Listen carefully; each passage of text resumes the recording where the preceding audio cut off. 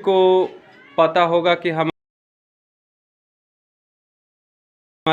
युद्ध छिड़े हुए हैं, हो सकता है और भी युद्ध भयावह हो सकते हैं, ठीक है, लेकिन आप लोगों को घबराने की ज़रूरत नहीं है।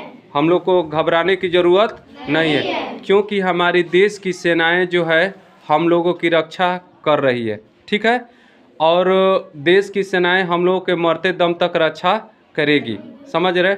इतना आसान नहीं है कि हमारे देश पर यहाँ इधर जो हम लोग शिक्षा में बैठे हुए हैं, पढ़ रहे हैं, इधर तक कोई हमला कर दे, ऐसा किसी की हिम्मत नहीं है। लेकिन बाई चांस बाबू संजोग बिगड़ा और तकनीकी माध्यम खराब हुई, अगर बाई चांस किसी माध्यम से इधर से अगर कोई हमला होता है, बम विस्फोट या कुछ भी होता है, तो आप सभी लोग घबरा करके भागेंगे नहीं, इधर उधर घबरा करके भागेंगे नहीं, इधर उधर भागना नहीं है, एकदम आराम से, कुछ नहीं होगा, कुछ होगा नहीं।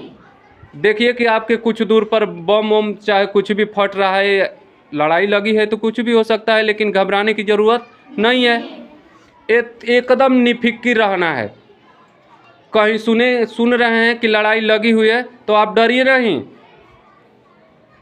इतना पाकिस्तान वालों का इतना दूर तक जेट नहीं आ सकता है, समझ गए कि नहीं? तो आप लोग कहीं इस तरह का आवाज़ सुने बम बारूद का तो कुछ नहीं करना है, दोनों का उंगली में कान लगाना है और क्या करना है, लेट जाना है ज़मीन पर। क्या करना है? लेट जाना है। लेट जाना है, आई समझ कर लेट जाना, ना कि भाई पटाखा है क्या है, पटाखे हैं, आया फूटा और चला जाएगा।